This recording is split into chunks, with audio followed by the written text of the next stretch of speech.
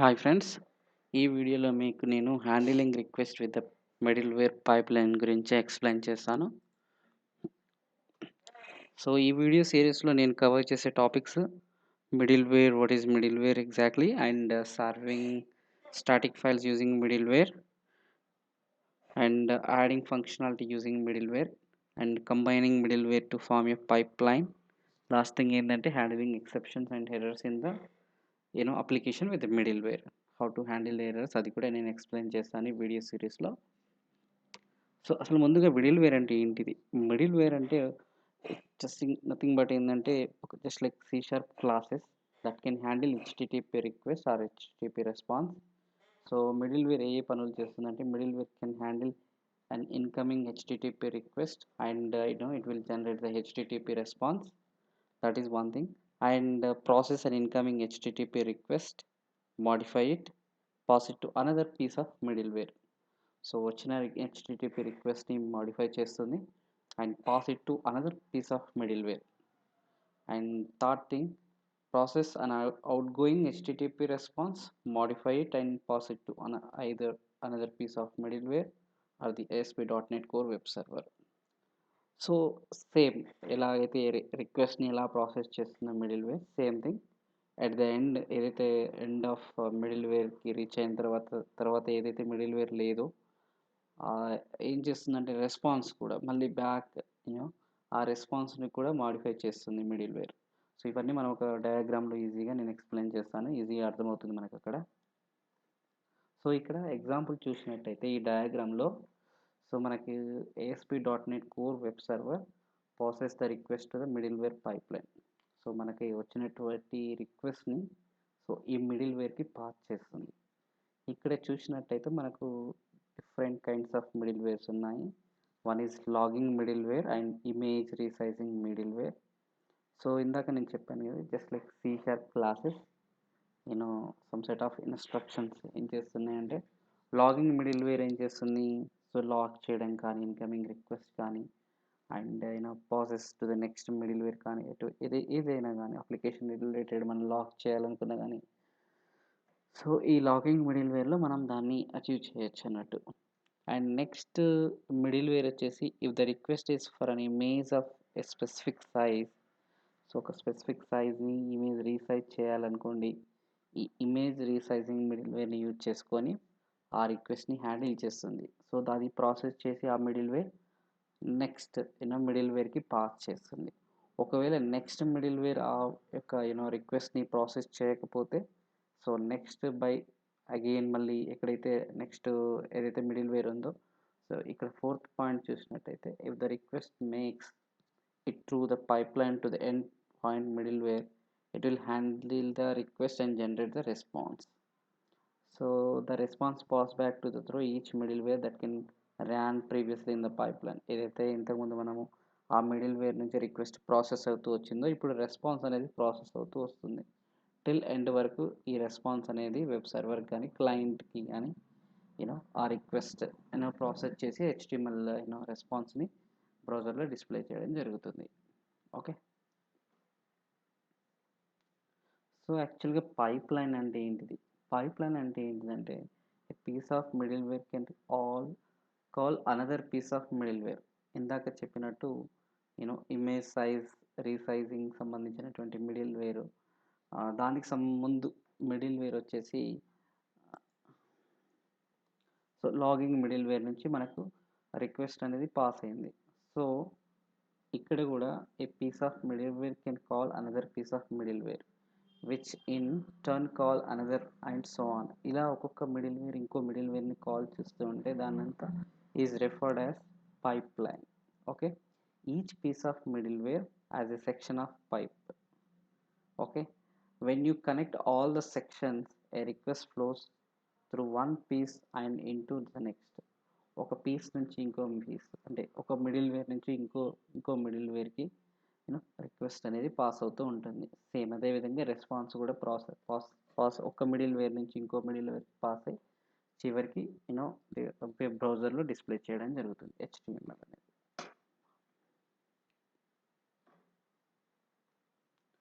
So కొన్ని type of examples నేను ఇక్కడ ఇవ్వడం జరిగింది. ఒకటి ఏంటంటే లాగింగ్కి సంబంధించిన ఇంతకుముందు ఎక్స్ప్లెయిన్ చేసినట్టు లాగింగ్ సంబంధించినటువంటి మిడిల్వేర్ని మనం యూజ్ చేయొచ్చు. And adding standard security headers to the response. So header సంబంధించినటువంటి సెక్యూరిటీకి సంబంధించినటువంటి కొన్ని standard security headers to the రెస్పాన్స్కి యాడ్ చేయడం జరుగుతుంది. Associating a request with the relevant user. User యొక్క ఇన్ఫర్మేషన్కి సంబంధించినటువంటి ఇన్ఫర్మేషన్ అంతా క్యాప్చర్ చేస్తుంది. Setting the language for the current request. So లాంగ్వేజ్ని స్పెసిఫై చేయడం కానీ సెట్ చేయడం కానీ. సో ఇక్కడ మనము ఈ మిడిల్వేర్లో మనము ఈ లాంగ్వేజ్ సంబంధించినటువంటి అప్డేట్ చేయడం జరుగుతుంది.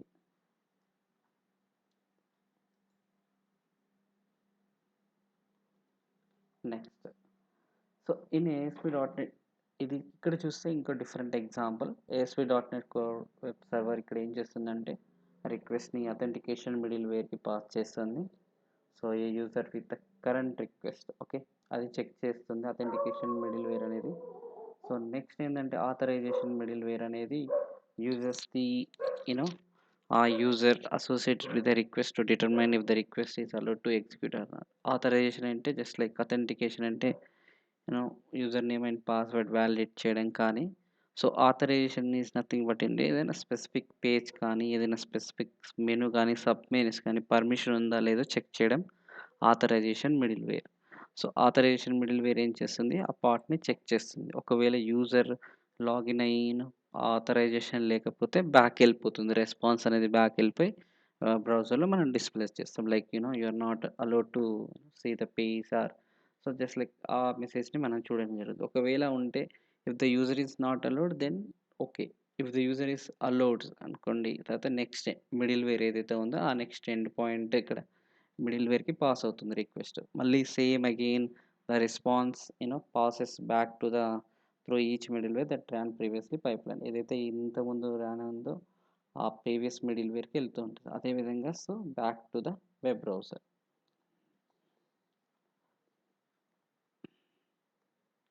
So combining middleware in a pipeline అంటే each middleware component has a single primary concern. అంటే ఏదైనా ఒక మిడిల్వేర్ తీసుకున్నా కానీ ఏదో ప్రైమరీ కన్సర్న్ ఉంటుంది. It will handle one aspect of the request only. Logging middleware చూసుకున్నట్టయితే మనము విల్ డీల్ విత్ ఏం చేస్తుంది, లాగింగ్కి సంబంధించిన రిక్వెస్ట్ కానీ.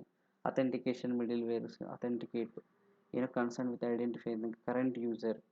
అండ్ స్టాటిక్ ఫైల్ మిడిల్వేర్ వచ్చేసి concern with returning static files. So ఒక్కొక్క మిడిల్వేర్ అనేటువంటిది has a single primary concern. Okay, to build complete application, మనం కంప్లీట్ అప్లికేషన్ బిల్డ్ చేయాలంటే మనకు చాలా మిడిల్వేర్స్ కావాల్సి వస్తుంది. So you compose multiple middleware components together into pipeline. Okay, as shown in the previous section నేను చూపించినట్టు ఒక్కొక్క మిడిల్వేర్ ఒక్కొక్కటి. Each middleware has access to the original request. Compulsory original రిక్వెస్ట్కి రిక్వెస్ట్ ఉంటుంది. Plus any changes made by the previous middleware in the pipeline. So అది కూడా access చేసుకోవచ్చు. ఏదైనా ప్రీవియస్ మిడిల్వేర్లో ఏదైనా సపోజ్ ఎగ్జాంపుల్ ఏదైనా ఇన్ఫర్మేషన్ యాడ్ అయ్యి ఇది ఇంకో మిడిల్వేర్లో ఆ రిక్వెస్ట్ని మనము క్యాప్చర్ చేయాలని ఇక్కడ ఆథెంటికేషన్ తర్వాత ఆథరైజేషన్ ఉంది. సో అథెంటికేట్ అయినటువంటి యూజరు, సో నెక్స్ట్ ఆథరైజేషన్లో మనము యూజర్ నేమ్ పాస్వర్డ్ యూజర్కి సంబంధించిన డీటెయిల్స్ని క్యాప్చర్ చేసుకొని ఆ ఇన్ఫర్మేషన్ అంతా ఇక్కడ ఆథరైజేషన్ మిడిల్వేర్లో మనం యూజ్ చేసుకోవచ్చు. Once a response has been generated, each middleware can inspect and modify the response and as it passes back through the pipeline before it sends to the user. Same thing, can inspect or modify kuda cheyochu. This allows you build complex application behaviors from small and focused components. Okay. So మనం ఇక్కడ ఒక చిన్న example చూద్దాము. ఒక చిన్న example చూస్తే ఈజీగా అర్థమవుతుంది. బట్ చిన్న ఎగ్జాంపుల్లో స్మాల్ ఎగ్జాంపుల్ ఏంటంటే సింపుల్ ఎగ్జాంపుల్లో అంత కాంప్లెక్స్గా నేను ఏం తీసుకోవట్లేదు. జస్ట్ ఒక సింపుల్ మిడిల్వేర్ తీసుకుంటున్నాను. That display just welcome page. So just opening the application. Already నేను శాంపుల్ అప్లికేషన్ ఉంది ఆల్రెడీ నేను ఓపెన్ చేశాను. సో ఇక్కడ ఏంది program.cs అప్లికేషన్ ఇక్కడ నుంచి స్టార్ట్ అవుతుంది. You know program main start and startup క్లాస్ని కాల్ చేస్తుంది. సో ఇక్కడ మనము మిడిల్వేర్ని ఎలా కాన్ఫిగర్ చేస్తామంటే పబ్లిక్ వాయిడ్ కాన్ఫిగర్ అనే మెథడ్ ఉంది. ఇందులో మనము ఆ అప్లికేషన్ బిల్డర్ ఇంటర్ఫేస్ తీసుకొని ఇక్కడ app dot user welcome page this sample middle already provide చేశారు. So these are the extension methods. ఓకేనా. సో ఇప్పుడు మీరు ఎగ్జాంపుల్గా చూస్తున్నట్టయితే వేరే మిడిల్ వేర్స్ కూడా మనం చూడొచ్చు ఇక్కడ. సో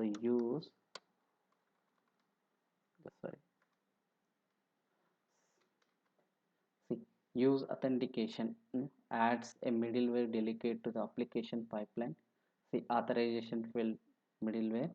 సో ఇక్కడ యూజ్ అని కీవర్డ్ మనం స్టాండర్డ్ రూల్స్ ఫాలో అవుతుంటాము. So use these are the middlewares here and use cookie policy and use middleware use welcome page.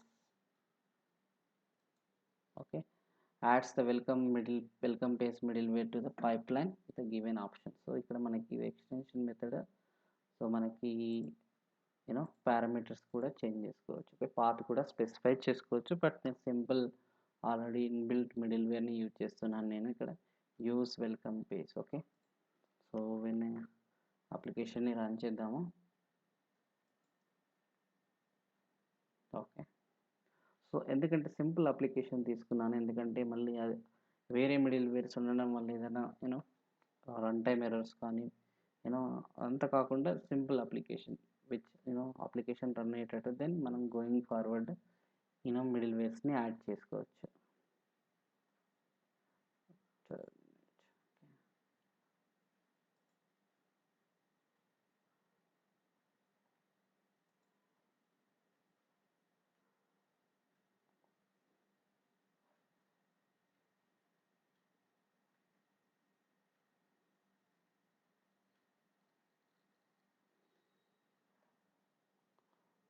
Bill start అయింది.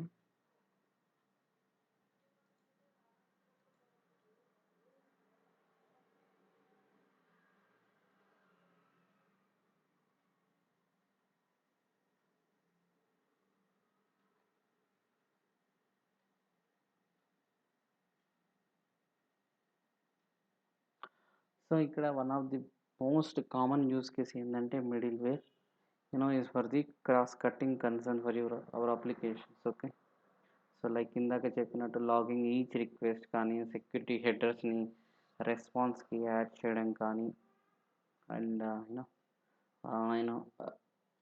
Associating with request with specific relevant user కానీ setting the language for the current request. So ఇక్కడ ఏంటంటే ఈ ఎగ్జాంపుల్స్లో middleware receives request and modify it then pass the request on to the next piece of middleware in the pipeline. Okay,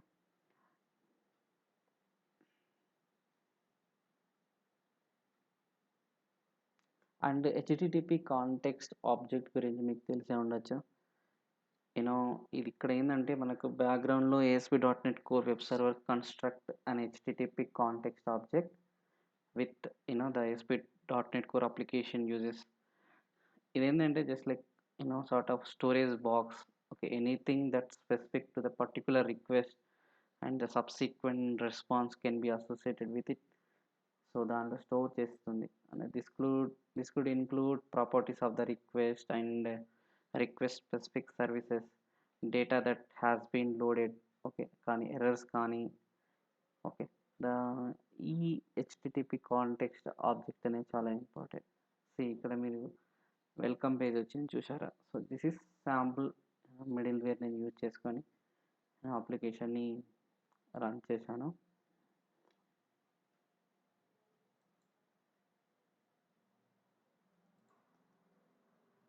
so ఇక్కడ మీరు చూసినట్టయితే the browser makes HTTP request when the request వచ్చినప్పుడు మనకు web host నుంచి సర్వర్కి వెళ్తుంది. ఓకేనా, forward by the IIS. And ఇక్కడ ఏం చేస్తుంది, ఇక్కడ మనం ఒకటి వెల్కమ్ పేజ్ మిడిల్వేర్ యూజ్ చేస్తాం కాబట్టి ఈ రిక్వెస్ట్ని దీనికి పాస్ చేస్తుంది. ఓకే, సో సో ఇక్కడ నేను ఇందాక చెప్పినట్టు HTTP request builds and HTTP context object and pass it to the middleware pipeline. So ఆబ్జెక్ట్ని కన్స్ట్రక్ట్ చేసి దీనికి పాస్ చేస్తుంది. ఓకేనా. సో ఇక్కడ ఏంటంటే ఆల్ మిడిల్వేర్ ఏం చేస్తాయంటే ఈ హెచ్టిటిపి కాంటెక్స్ట్ ఆబ్జెక్ట్ని యాక్సెస్ చేస్తాయి and it can use. Okay. And example చెప్పుకోవాలని అనుకుంటే user credential which page the request is attempting to access and ఏదైనా పోస్టెడ్ డేటాను ఫెచ్ చేయడం కానీ అండ్ ఇన్కమింగ్ రిక్వెస్ట్ని ఎలా హ్యాండిల్ చేయాలా కానీ. సో తర్వాత once the application has finish processing the request, so it will update the HTTP context ఆబ్జెక్ట్ని ఏం చేస్తుందంటే అప్రోప్రియేట్ రెస్పాన్స్ పాస్ చేయడం జరుగుతుంది. ఓకే. అండ్ వెబ్ బ్రౌజర్కి. సో ఇక్కడ the request is handle by the welcome page middleware which generates an HTML response and returns it back to the pipeline. So మళ్ళీ back response అనేది బ్రౌజర్లో ఈ విధంగా ఇందాక చూపించినట్టు మనకు డిస్ప్లే అవుతుంది. సో ఇది your ASP.NET Core successfully started.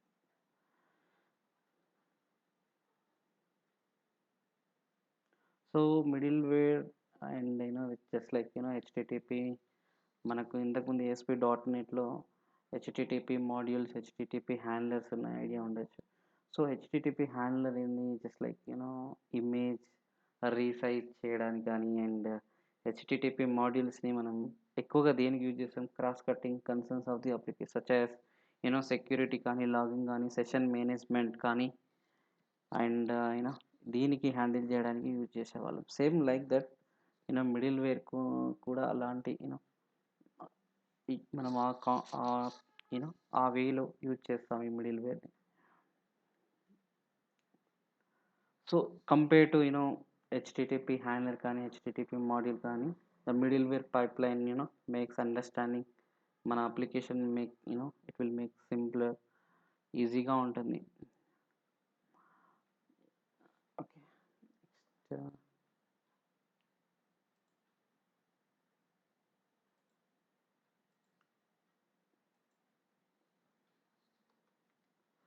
Okay. ఇందాక ఎగ్జాంపుల్‌లో నేను సింపుల్ మిడిల్వేర్ మనం ఇప్పుడు app dot user welcome page తీసుకున్నాం కదా ఇక్కడ. సో ఈ క్లాస్‌లో the startup class very simple. So this is మనకి ఏంటంటే స్టార్టప్ క్లాస్. ఓకే. అండ్ ఈ కాన్ఫిగర్ మెథడ్‌లోనే మనము ఈ మిడిల్వేర్ పైప్లైన్ ఇక్కడనే డిఫైన్ చేస్తాము. ఒక ఎగ్జాంపుల్ నేను తీసుకున్నాను, app dot user welcome page. So ఇది ఒకటి. అండ్ ఇంకో వేరే ఎగ్జాంపుల్స్లో నేను నెక్స్ట్ వీడియోలో కవర్ చేస్తాను. ఆ వీడియోలో ఎలా కవర్ చేస్తాను అనేది సింపుల్ యూజ్ వెల్కమ్ పేజ్ అనే మిడిల్వేర్ని యూజ్ చేశాను. సో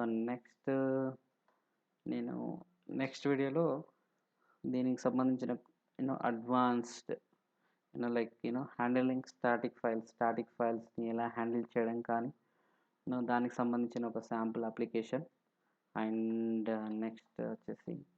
నెక్స్ట్ కాన్సెప్ట్లో వచ్చేసి మనము ఎలా ఎక్సెప్షన్స్ని హ్యాండిల్ చేయడము కానీ